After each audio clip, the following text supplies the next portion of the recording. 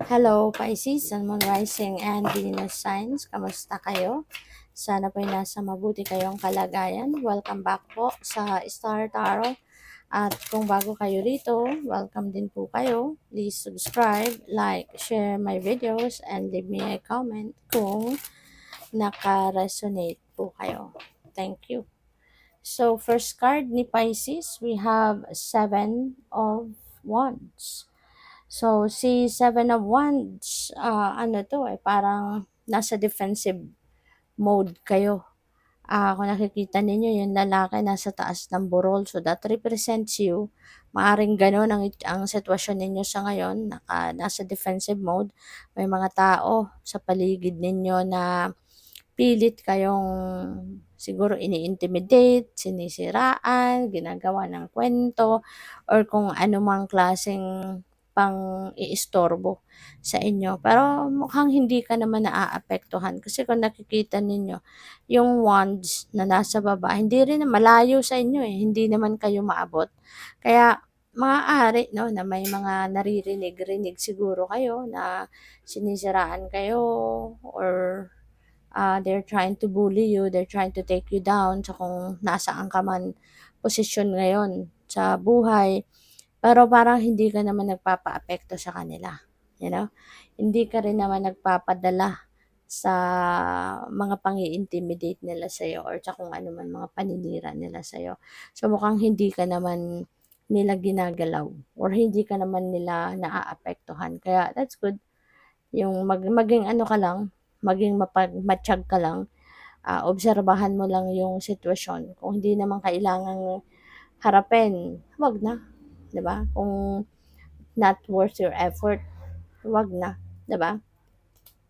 So yun. So what else? We have Ace of Wands. Si Ace of Wands, this is a new beginning energy.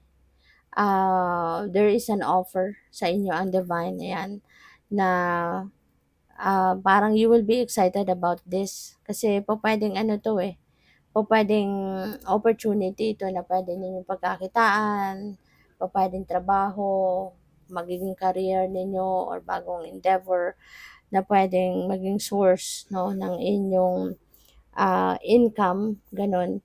And you may be excited about this, no? You will be very optimistic about this kasi baka nandito yung passion mo. Baka dito mo magagawa no yung passion mo. Kaya it's really good.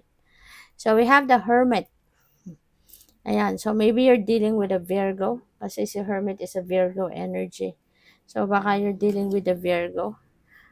Po pwede rin Pisces na ang iba sa inyo baka kailangan na magpahinga muna, mag-step back muna ng kahit saglit lang sa kung ano man ang inyong pinagkakaabalahan, ano man ang inyong pinagkakabisihan.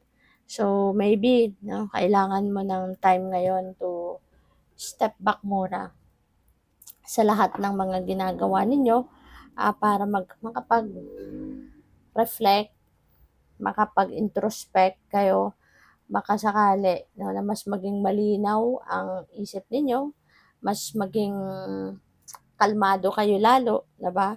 So, 'yun. So, tingnan natin ano pa ang ganap. And by the way, maraming salamat for subscribing. And if you haven't subscribed yet, subscribe na kayo.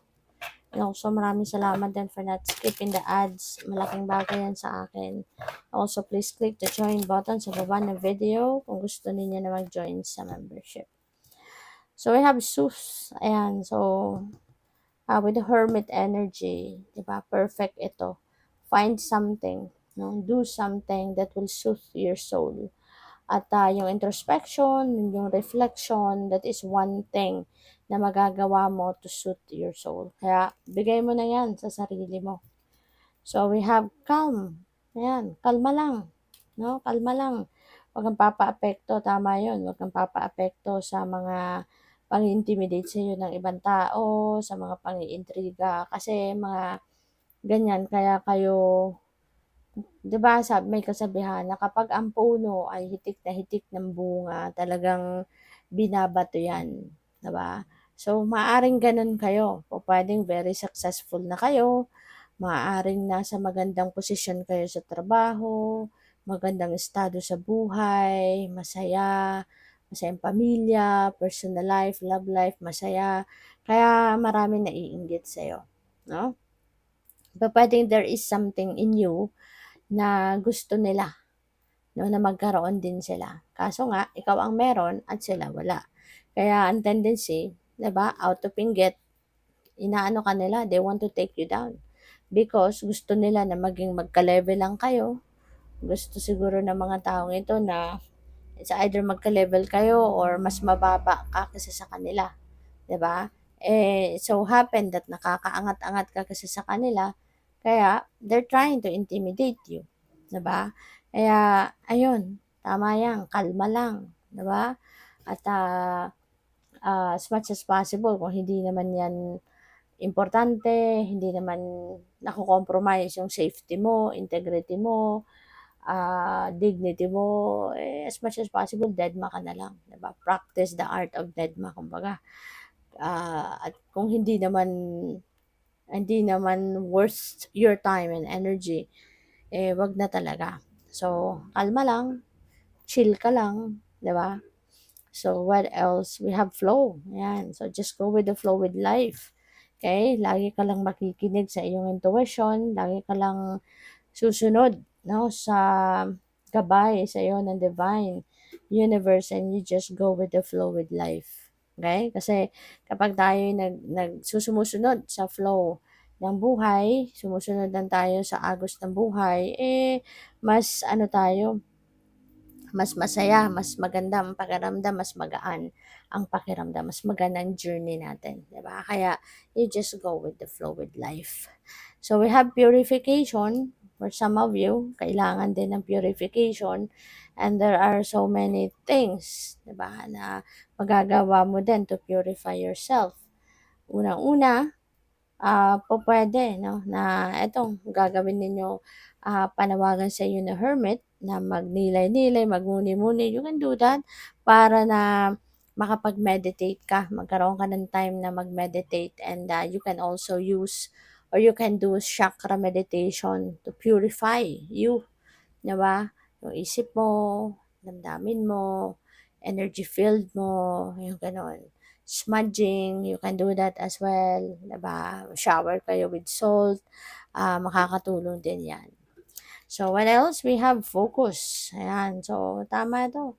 Focus kayo, 'di ba? Huwag ninyong pansinin yung mga naninira sa parang kanta 'yun, "Huwag mong pansinin, naninira sa'yo." 'Yun, parang kanta nga. Pisces. So, yun, wag mong pansinin kung sino man sila na mga naninira sa'yo. They are just trying to break your peace, and don't allow them to do that. Don't allow them na masunod mo yung gusto nila, 'di ba? Kalma lang. Focus ka na lang sa sarili mo, focus ka sa mga ginagawa mo, sa trabaho mo, pamilya, and whatever that will make you happy, whatever that will make you successful, yun na lang ang pag-focusan mo at wag mo na silang pansinin. Okay? Good luck. Thank you for watching. Love and light. Namaste.